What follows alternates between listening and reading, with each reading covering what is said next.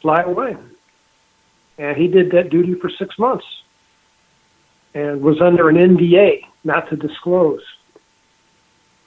But he swore that it was strange stuff.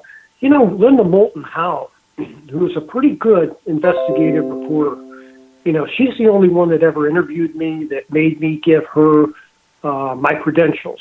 She wanted to see my law school transcripts, my undergrad transcripts, my certificate of appointment as Assistant Attorney General, my DD-214 showing that I was on active duty stationed at Whiteman Air Force Base from 1974, you know, after basic training in 73 and 1974 to 1979 at Whiteman. She wanted to see all that. And then, you know, that I was trained as a medic, certified as an EMT. I had to send her all that stuff before she'd even get into my story. So she's a very good investigative reporter, and she wrote a book called Strange Harvest about the cattle mutilations. And if you want something that'll keep you up at night, read that. It's spooky. Well, it really is. I think it would keep me up more than a night. It would probably get me where I wouldn't be able to sleep at night. That, and I'm sure that's even what you've gone through. You have trouble sleeping. Now, I want to go into this now. You and your buddy, okay? Neither one of you were campers, correct? We were both, he was 23, I was 22. We'd never been camping in our lives. We both grew up in an urban environment. I grew up in St. Louis, he grew up in Flint, so we had no idea what we were doing. But, you know, it ain't rocket science. You know, we bought a cheap tent and, you know, air mattresses and hot dogs and, you know, the usual stuff. But, yeah, no, we'd never been outdoors. We weren't outdoors by any stretch of the imagination. So you guys decided to go camping. You bought all the stuff to go camping, and you head out to a state park.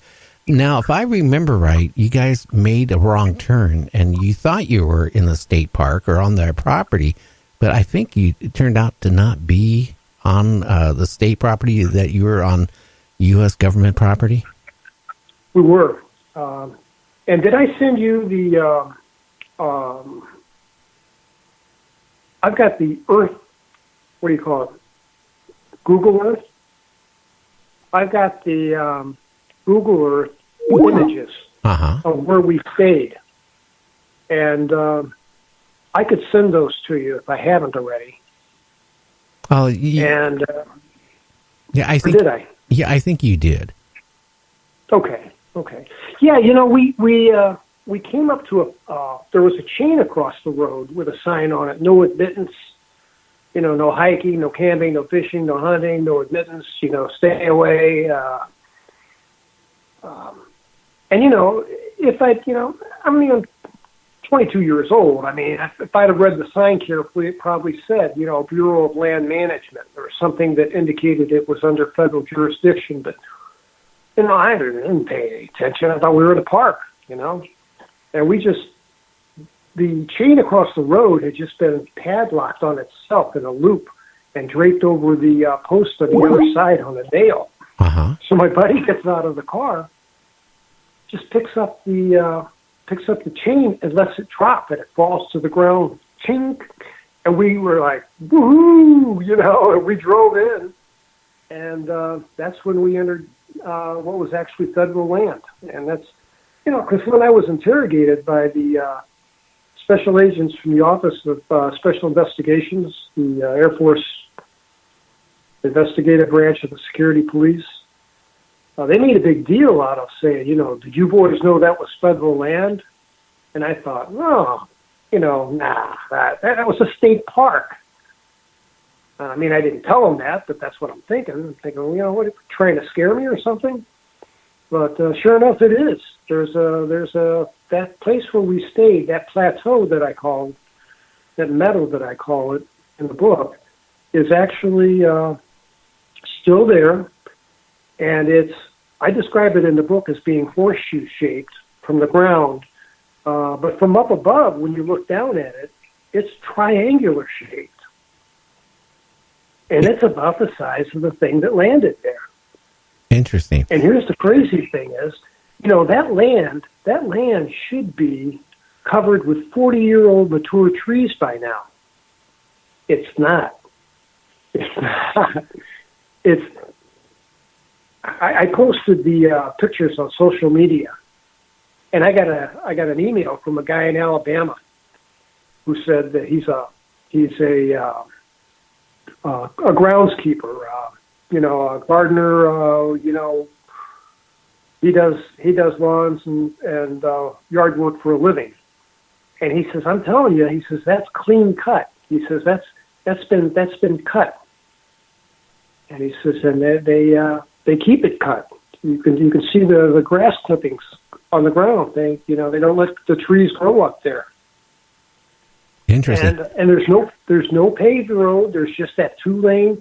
So I guess they drive a tractor up there and cut the top of that plateau and make it flat.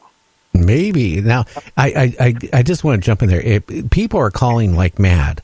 I am not taking calls tonight because we only have Terry Lovelace on so long, and we're trying to get his story out. So I want to apologize. I am just not taking calls. So please don't call in because I won't answer. I'm not being rude, but we only have so much time. Now, you ever think that maybe whoever is giving the orders to keep that property clean and mowed down and all that stuff and no trees growing, that tells me that they even removed the trees.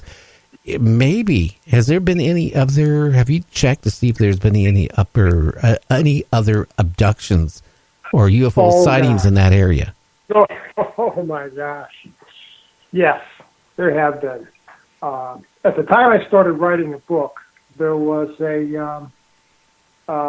and I just checked the local newspaper now and then, and there was a story in 2017 about a young lady who committed suicide in the park by jumping off a cliff. And I thought, that's kind of an odd suicide. And that's kind of reminiscent of maybe a David Paulides story, finding a body at the bottom of a cliff. But the one in particular that was interesting to me was in August of 2017, there was a 32-year-old gentleman from Bartlesville, Oklahoma, and his name was Rodney Letterman. And Mr. Letterman and a friend were visiting the park, and they were hiking the Butterfield Trail, not that far from where we were. And they were about a half a mile on the trail, and Mr. Letterman had some kind of, I